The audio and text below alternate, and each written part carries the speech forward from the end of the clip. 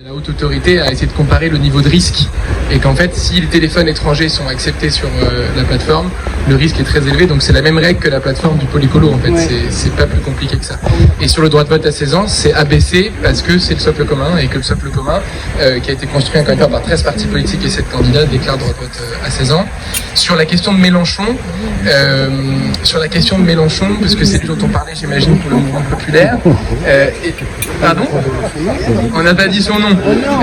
Non, mais Mélenchon, c'est comme Voldemort, celui dont on ne dit pas le nom. Ou alors c'est Gollum dans le Seigneur des Anneaux, on ne sait pas trop. Mais Mélenchon vient à la prière populaire. Non, ce qu'on pense, c'est que, en fait, il faut mettre Jean-Luc Mélenchon face à ses responsabilités. Il a le sens de l'histoire. Il pourrait faire comme Mitterrand en 81, je connais le poids de l'histoire, sa grandeur, sa lourdeur, etc.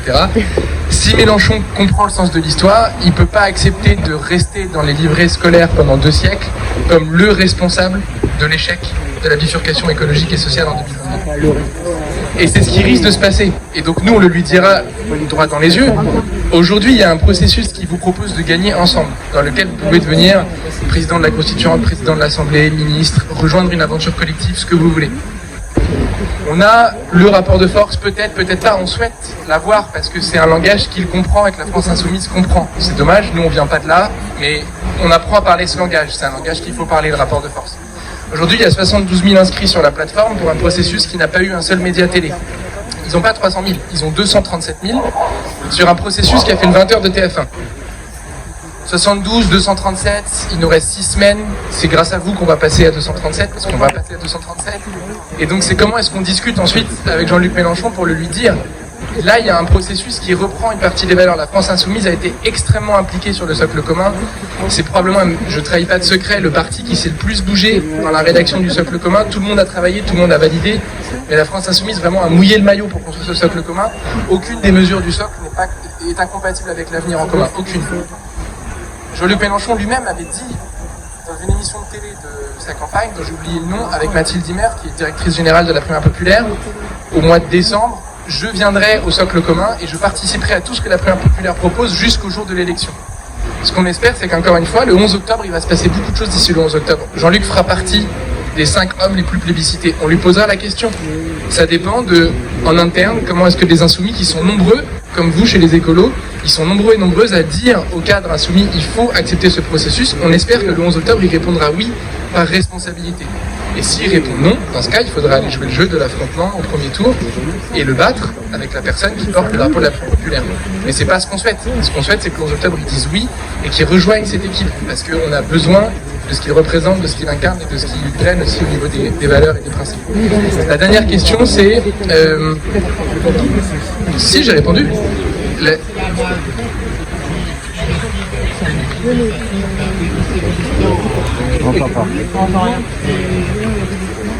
Ah bah ça c'est ça, n'importe qui peut faire pareil. La question c'est si Jean-Luc Mélenchon appelle tous ses militants à voter pour lui. Ah mais bien sûr, mais attendez, en fait c'est peut-être un truc après clarifier, c'est que le site de la plateforme Primaire populaire aujourd'hui, je le redis, s'il y en a qui nous rejoignent, ça n'est pas le vote de la Primaire populaire. C'est une pré-inscription et une pré-sélection. Donc aujourd'hui, ce qui se passe sur Internet, c'est juste 72 000 inscrits, dont certains font partie parmi vous, qui plébiscitent les personnes qu'ils ont envie de voir. Le vote, il a lieu pendant 3 jours, il est ouvert à tout le monde et il y aura 2 millions d'électeurs. C'est pas du tout la même chose. Et dans ces 2 millions d'électeurs, on pense qu'il n'y a pas de différence pour que la France Insoumise, le vainqueur de la primaire écolo, fasse la différence. Donc ça, c'est important de l'avoir en tête. C'est que sur 72 000, la France Insoumise peut faire la différence, mais sur un socle de 2 millions, ça paraît quand même plus difficile. Et la dernière question... oui, le candidat écolo. En fait, moi, la question que je me pose, c'est inversée. Je suis pas du pôle écolo, hein. J'ai jamais été incarté dans un parti. J'ai découvert le monde politique avec la rencontre des justices, donc j'ai pas ce logiciel. Mais si j'étais du pôle écolo, je me dirais pas qu'est-ce qu'on fait si on perd. Je me dirais, on va à la primaire populaire, on la gagne. On parle pas pour les autres. C'est le jeu de la démocratie. En fait, à un moment donné, qu'est-ce qui va se passer pour le vainqueur de la primaire écolo?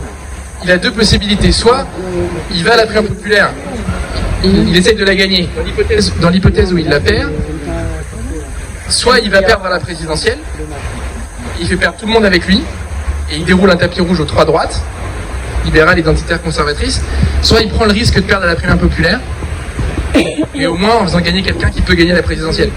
Donc le rapport coût-bénéfice est quand même plus intéressant que la première populaire. Mais de toute façon, encore une fois, même si on n'est pas sûr, je veux dire, qu'est-ce que ça veut dire de vouloir aller gagner la présidentielle si on n'est pas sûr de gagner la première populaire? Le vainqueur de la primaire écolo, il vient à la primaire populaire, il gagne la primaire populaire s'il veut gagner la présidentielle. Pour moi, c'est une ligne logique. Vraiment, il n'y a pas de...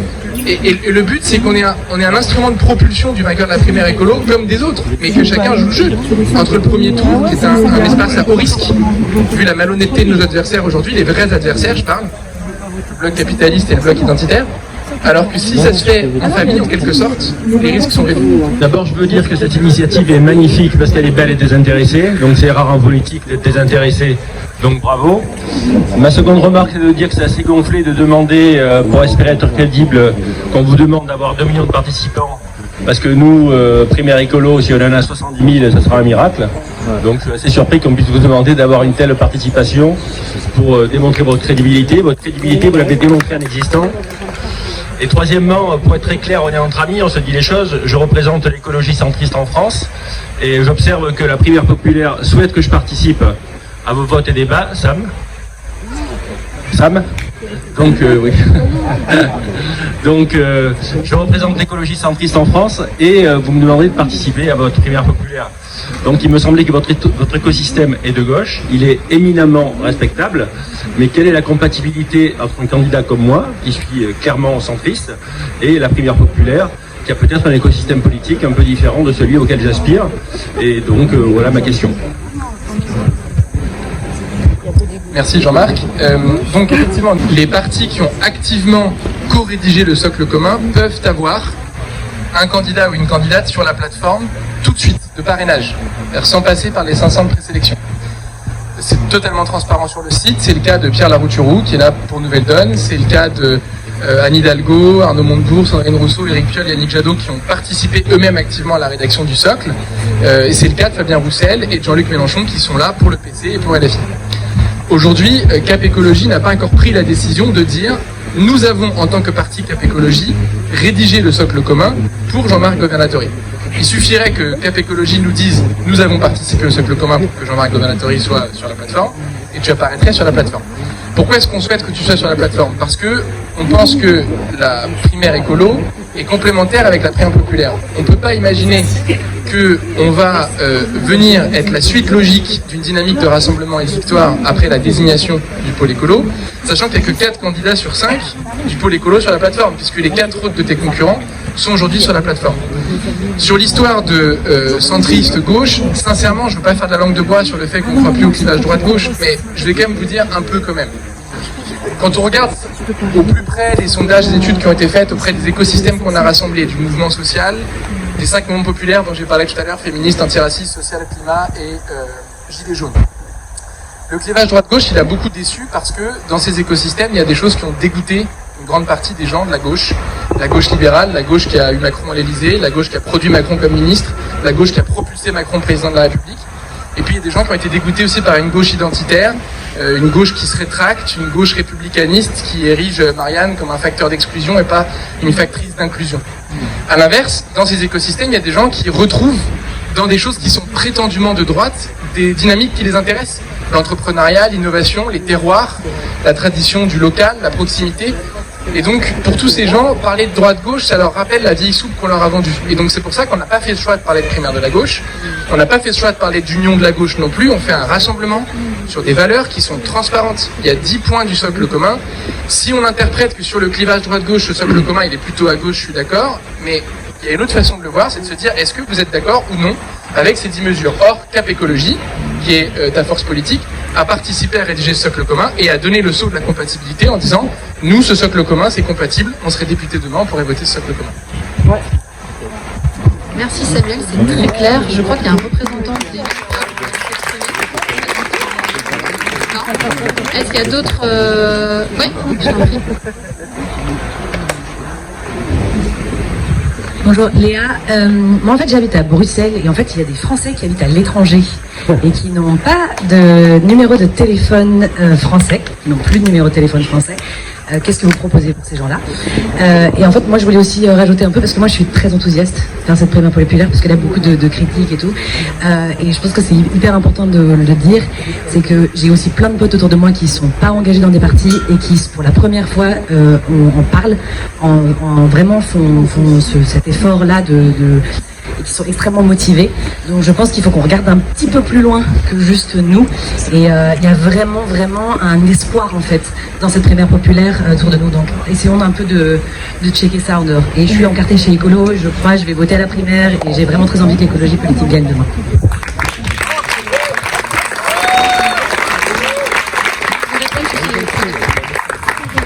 Merci pour cette question qui me tient à cœur. Alors pour les parrainages, donc qui est la première phase de présélection que vous décrivez, malheureusement on n'a pas trouvé mieux en termes de sécurité. En fait, on ne peut pas permettre à des numéros étrangers de voter. Ça c'est Néovote, notre prestataire, qui nous le dit, qui nous l'assure. En revanche, ce qu'on va faire du coup, maintenant qu'on a une préinscription, on ne pouvait pas le faire pour les parrainages parce qu'on n'avait pas les numéros de téléphone. En revanche, maintenant que vous avez parrainé, et vous êtes préinscrit, il y aura aussi les personnes qui n'ont pas parrainé au 11 octobre pourront bien sûr continuer de se préinscrire. On a les numéros de téléphone et on va pouvoir filtrer et dire bon, bah, là il y a des numéros de téléphone, pour les personnes qui se seront préinscrits et rajouter et des numéros de téléphone qui ne sont pas français, on peut les enlever. Ou qui ne correspondent pas à la... par exemple, si on a, mettons, 3 millions de numéros vénézuéliens qui veulent voter, et ben on se dit, bon, on n'a pas la communauté française qui correspond à ce chiffre-là. Il y a un copain qui disait, mais qu'est-ce qui se passe si celui ou celle qui gagne la primaire populaire n'est pas un écolo? Je vais vous rassurer, dans les 10 mesures basculantes dont parlait Samuel, la première, c'est sur la question du climat et de la biodiversité.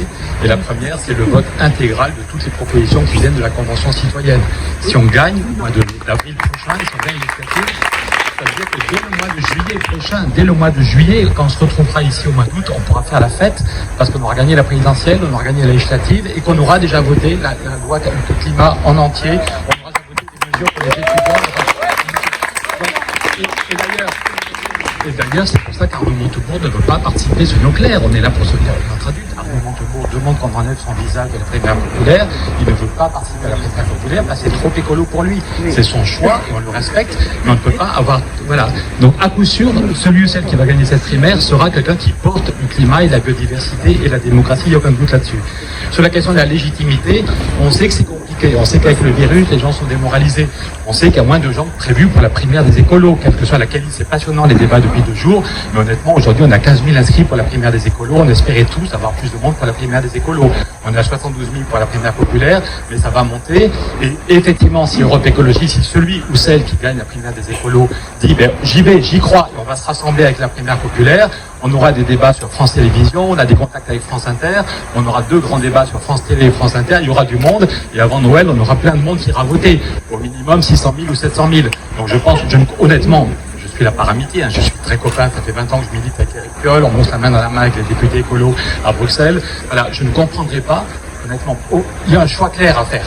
Est-ce qu'Europe Écologie veut être le parti hégémonique dans 10 ans, en disant le PS qui nous a fait chier pendant 30 ans, donc on veut être le nouveau parti pour le rendre, ou est-ce qu'on veut gagner les choses l'année prochaine, dans 9 mois, l'élection présidentielle c'est dans 9 mois, et on veut gagner parce qu'il y a une urgence climatique et de biodiversité.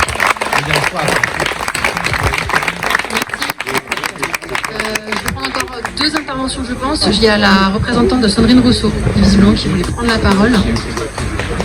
Augustin, on me dit aussi, représentant d'Éric Piolle. Et puis je crois que Léonore Monconduit voulait un peu intervenir en conclusion. 2 minutes pour tout le monde, voilà. Bonjour. Alors, je vais essayer de parler à la place de Madame Rousseau, mais pour ceux et celles qui ont assisté à sa carte blanche hier, vous savez à quel point ça peut être difficile, vu qu'elle a été très forte.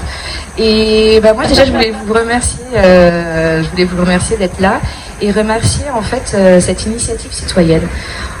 C'est un vrai soutien et c'est une vraie joie en fait de voir qu'une initiative citoyenne, hors partitaire, puisse se monter et puisse s'organiser comme vous le faites. Et cette primaire populaire, c'est quelque chose d'important. Et c'est quelque chose sur lequel, à mon sens, aujourd'hui, les partis ne doivent pas s'immiscer ou de faire de l'ingérence.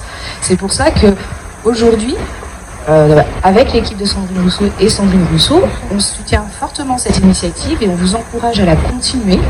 Et on ne viendra pas vous dire qu'on va retirer la photo ou quoi que ce soit, qu'on ne veut pas y participer comme cela, parce que c'est pas à nous s'ingérer dedans. on vraiment vous encourage à continuer. Parce que dans la société, ce qu'on voit dans le mouvement, dans cette révolution qui est en train de se faire, c'est la voix des citoyens et des citoyennes qui monte. C'est les mouvements climat, c'est les marches climat, c'est tout ce qui peut être des extinctions rébellions, tout ce que vous allez faire après sur les manifs antiracistes, etc. Et c'est vous qu'on entend et c'est vous qui faites évoluer certains sujets de la politique. Et il faut justement qu'on puisse, nous, vous accompagner là-dedans et vous inciter à faire toujours mieux. Parce que sans vous, sans les citoyens et citoyennes, en fait, on n'a pas réellement de place. Voilà.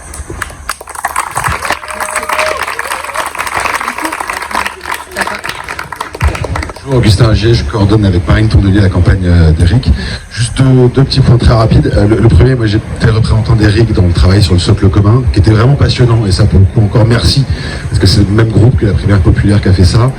Et ce sur quoi on atterrit à la fin, c'est que on peut tous travailler ensemble, et que le socle commun, c'est le programme du pôle écolo. On voit à quel point le programme du pôle écolo aujourd'hui est le point d'équilibre de la gauche, de l'humanisme et de l'écologie, et que c'est lui qui va y aller. Deuxième chose, pour être tout à fait clair sur les conditions de participation d'Éric, et Éric suit depuis le début le processus de la primaire populaire de très près.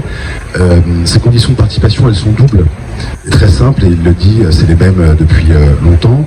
La première condition, c'est qu'effectivement il n'y ait pas de détournement de cette primaire populaire, et pour ça il faut un socle minimum. Alors on peut discuter, est-ce que c'est 1 million, 2 millions, 3 millions, ce qui est sûr, c'est qu'il faut beaucoup de votants, parce que s'il n'y en a pas assez, ça peut être très facilement détourné et on y perdrait énormément.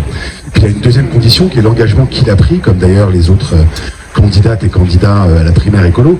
Au moment de signer le papier pour être candidat à la primaire écolo, il fallait dire deux choses. Il fallait dire: je soutiendrai quoi qu'il arrive celui qui arrive gagnant à la primaire écolo à l'élection présidentielle. Et il fallait dire une deuxième chose, c'est qu'on déciderait ensemble, collectivement, d'initiatives de rassemblement après la primaire écolo. Tout le monde a conscience qu'il faut qu'il y ait un candidat de la gauche, de l'humanisme et de l'écologie à l'élection pour gagner, mais ça ne peut pas être le candidat ou la candidate qui décide seul comment il va faire. C'est pas notre culture chez les Verts, c'est un choix collectif, c'est un choix du pôle écologiste. Donc Éric s'est engagé, comme les autres candidates et candidats, à discuter et à décider ensemble, après, est-ce que les conditions politiques sont réunies, est-ce qu'il y a suffisamment de votants pour pouvoir participer et trouver les moyens pour qu'il y ait une candidature unitaire à la fin, derrière le projet qui, encore une fois, dont on est évidemment au centre. Voilà.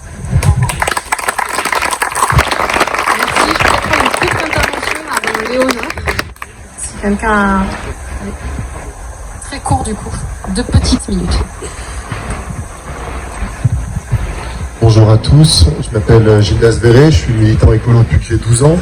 Je suis aussi investi dans la résistance climatique qui a fait cette banderole, parce qu'on suit en détail les questions climatiques et les rapports du GIEC, et on est conscient que si jamais on perdait l'année prochaine et qu'on commence dans l'idéal en 2027 à agir sur le climat, il sera trop tard. C'est vraiment une élection centrale, et on est inquiet, on n'est pas sûr de l'écologie, on ne peut pas se permettre de ne pas gagner l'année prochaine. Ma question, et donc du coup évidemment depuis 2 jours j'ai parlé avec beaucoup de gens de la primaire populaire, qui me paraît être une bonne manière de fabriquer l'union dont on a besoin pour gagner. J'ai ressenti aussi qu'il y a chez beaucoup de monde un traumatisme de 2017, parce que ELV, on a été les seuls en 2017 à jouer collectif, et on a retiré notre candidature, et qu'est-ce qu'on y a gagné? Rien. On s'est juste effacé, on a été désintégré, et l'écologie a disparu. Et ça, c'est un scénario, je crois, que personne ne veut revoir. Je crois que la primaire populaire propose autre chose, mais peut-être que vous pourriez expliquer bien comment, qu'est-ce que ça... Parce que, enfin, soyons clairs, si on veut unir 4 partis, à un moment, il y aura quand même un candidat, et donc il y aura 3 partis qui n'auront pas de candidats. C'est ça la peur de tout le monde, et c'est la peur qu'on a pour les écolos, et c'est évidemment la même dans les autres partis. Peut-être que vous pourriez nous expliquer un peu plus comment on sort du scénario, il y en a un qui gagne et qui efface tous les autres. C'est quoi cette notion d'équipe? Vous l'avez évoqué tout à l'heure. Moi, c'est la chose qui m'a le plus donné envie sur cette élection, c'est de se dire on arrête de personnaliser l'élection présidentielle, mais on en fait une élection d'équipe. On présente un projet gouvernemental qui rassemble les différents partis. Et ça positionne une énorme espoir. Et je trouve que vous n'en avez pas beaucoup parlé. Donc j'espère que vous allez nous éclairer. Ok. Léonore, peut-être je te laisse quand même faire ton petit mot. Et puis Samuel, répondre à cette question et puis conclure du coup. Bonjour à toutes et à tous. Alors, juste un petit mot que j'aurais dû faire en ouverture, mais je suis arrivée un petit peu en retard. Enfin, en fait, c'était juste avant tout pour vous souhaiter la bienvenue à Poitiers. Bienvenue à la primaire populaire à Poitiers. Non, mais parce que Poitiers, c'est une ville évidemment qu'on connaît comme étant une ville de la vague verte, mais c'est avant tout une ville qui a été gagnée par un mouvement citoyen. Ça s'appelle Poitiers Collectif.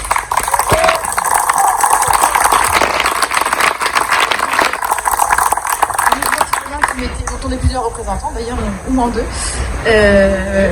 qui mettait clairement la question de l'écologie et du climat en haut des priorités, mais qui a vraiment, de par une forme innovante comme vous le faites, bien réussi à reprendre la main sur l'avenir de la ville. Et donc, évidemment, nous avons, donc nous, Poitiers Collectif, une sympathie pour les mouvements tels que la primaire populaire qui, face à la manque de confiance totale envers les politiques et les hommes et les femmes politiques, face à la manque de participation, et bien, elle mérite d'innover pour essayer autre chose et essayer de raccrocher les gens à la politique. Et donc voilà, bravo pour l'initiative. Et puis, juste pour vous dire aussi que nous avons, avec un certain nombre de maires, vous avez sans doute tout à fait ça, on a signé une tribune qui appelle à soutenir le process de la primaire des écologistes, mais aussi de dire que nous appelons à ce que par la suite, eh bien, il y ait des convergences entre différentes initiatives qui puissent être mises en œuvre autour d'un projet collectif et autour d'une candidature en équipe notamment. Et le copain d'avant disait que comment est-ce qu'on met trois partis ensemble, et bien je pense que par une équipe on peut résoudre ça en multipliant les incarnations. Et donc je vous rejoins sur ce point-là. Pour finir, juste une convergence qui ne peut se faire à mon sens que s'il n'y a pas de mépris, d'incompréhension, de non-communication de part et d'autre. Les partis écologistes sont aussi des pionniers qui ont structuré la vie politique en France et qui fait que nous avons aujourd'hui une maturité importante sur les questions d'écologie. Voilà, je pense que c'est aussi à respecter et même que j'appelle à ce que nos partis soient ouverts à vos types de démarches. Donc voilà.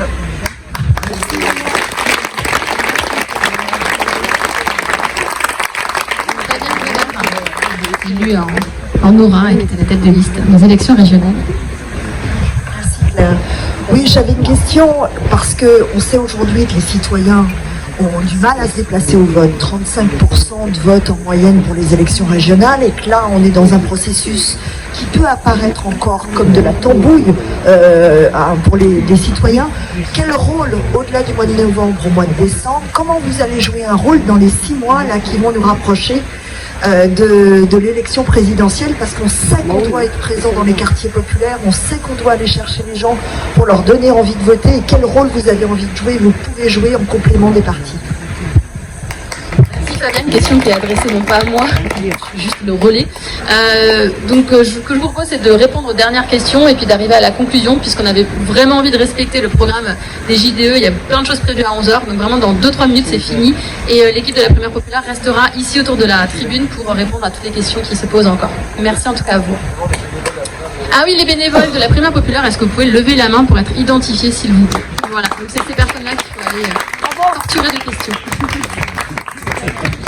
Oui, ils ont tous un t-shirt, il faut les reconnaître facilement. Pour répondre à ta question, Fabienne, l'abstention, c'est une question qui nous bouleverse évidemment profondément, et c'est pour ça aussi qu'on a organisé la Primaire Populaire pour rendre quelque part le processus politique aux citoyens. Ce qu'on a voulu faire, moi j'étais chez Vox.org, comme je le disais en introduction. Vox.org, c'était une initiative qui visait à reconnecter les jeunes et la politique, en partant du constat que 25% des jeunes seulement avaient voté aux élections préalable à 2017, donc c'était très très peu. La manière dont on procède pour ça, c'est de procéder par élection sans candidat, de faire un plébiscite citoyen et donc en fait de renverser la logique. Habituellement dans les élections, un candidat se présente et ensuite vote pour lui qui veut. Nous on fait l'inverse. En fait on permet aux citoyens de façonner l'offre politique et on pense que c'est la méthode qui permet aussi de contrer l'abstention. Évidemment on ne fera pas que ça et on va vous aider à lutter contre l'abstention, notamment dans les classes populaires et dans d'autres catégories qui votent peu, notamment les jeunes, mais c'est une des manières, en fait tout le processus est pensé aussi pour lutter contre l'abstention. Je laisse Samuel compléter et conclure. Merci beaucoup, donc c'est la dernière prise de parole parce qu'on ne peut pas interférer avec l'apéro juste à côté. Je réponds à la question de la dynamique collective. pour nous sur comment est-ce qu'on crée une équipe plutôt qu'une incarnation de la monarchie présidentielle. 3 choses. Première chose, il faut d'abord gagner la présidentielle pour détruire la monarchie présidentielle. C'est comme l'anneau du Seigneur des Anneaux, il faut d'abord choper l'anneau pour le détruire. Deuxième chose, il y a une question de culture. Aujourd'hui, nous, on vit déjà dans la primaire populaire un collectif qui a une culture multiple, qui a parfois du mal à s'entendre et à se comprendre. Vous pouvez imaginer que quand on a mis autour de la table avec la rencontre des justices féministes, antiracistes, climat, gilets jaunes, sociaux, forcément il y a des frottements sur quelles sont les priorités, comment est-ce qu'on formule, qu'est-ce qui se passe, fin du monde, fin du mois, etc. On s'est foutu sur la gueule, on a failli tuer le processus, clairement, au mois de février, ça a failli mourir parce qu'on se comprenait pas, on s'entendait pas. Puis on s'est battu, on s'est dit, on met les égos de côté, on va faire ce dont on rêverait que les partis politiques et les candidats fassent. On va se faire des concessions dans tous les sens pour essayer de ne pas concéder. Ce qui est le plus important, c'est une stratégie de victoire. Mais on concède sur le qui, on concède sur le comment, on concède sur l'organisation, mais on ne concédera jamais sur le quoi, parce que c'est ça qui nous rassemble. La troisième chose sur l'équipe, c'est qu'il y a un mode de vote qui est complètement différent qu'un mode traditionnel. Le scrutin majoritaire, celui qui est valable dans toutes les élections en France, il favorise intrinsèquement les dynamiques hégémoniques, parce qu'en fait, le vainqueur, c'est comme en anglais winner takes all, considère qu'il a écrasé les autres, qu'en fait il a eu le maximum de votants. Il considère pas que son socle de votants a une opinion médium ou semi-favorable pour les autres, il considère qu'il a gagné, et donc il a pris l'ensemble du gâteau, il écrase son adversaire. Aujourd'hui, comme tout le monde vote pour tout le monde, le vainqueur, il saura qu'il aura un certain nombre de ses sympathisants qui ont des séquençages d'ADN en commun avec le second. Il y a des séquençages d'ADN en commun avec le troisième, en commun avec le quatrième, en commun avec le cinquième, et puis plus on s'éloigne, moins il aura en commun.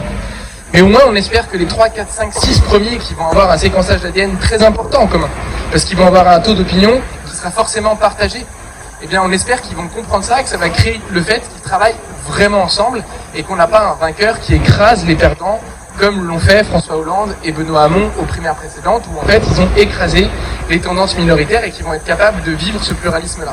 Là, moi j'ai un appel à vous faire, c'est que c'est à vous de nous montrer l'exemple, parce que vous avez une primaire avant la nôtre, et qu'il faut que les 4 des faits du processus du pôle écolo nous montrent cet exemple-là de comment est-ce qu'ils travaillent avec la personne qui a gagné. On est très heureux de vous retrouver dès maintenant pour répondre à vos questions, et on vous donne rendez-vous sur internet, primairepopulaire.fr. On vous remercie de nous avoir écoutés. Pour l'équité, je veux vraiment lui donner la parole, Quentin Guillemin, qui est représentant de Delphine Bateau, qui a demandé à s'exprimer. Voilà, Quentin. Je ne voulais pas vous laisser sans vous expliquer la position de Delphine Bateau sur la question de la primaire populaire. De la primaire populaire, voilà, on va mieux m'entendre. Je vais parler plus fort, plus près du micro. Et donc simplement vous dire que d'abord nous on est extrêmement intéressé par la démarche de la primaire populaire, et extrêmement respectueux de cette démarche, y compris sur ce qu'elle apporte en termes d'inspiration démocratique et en termes de valeurs et d'intérêt de la chose publique pour la société civile, pour les citoyens, et donc déjà réaffirmer que c'est quelque chose d'extrêmement important que les citoyens, que la société civile puisse s'approprier le choix politique, voilà. Y compris dans sa méthode, qui est totalement différente et qu'on peut partager d'ailleurs sur un certain nombre de choses, par exemple le choix du type de vote, des choses de ce type-là, sur lesquelles on partage un certain nombre de choix qui ont été faits.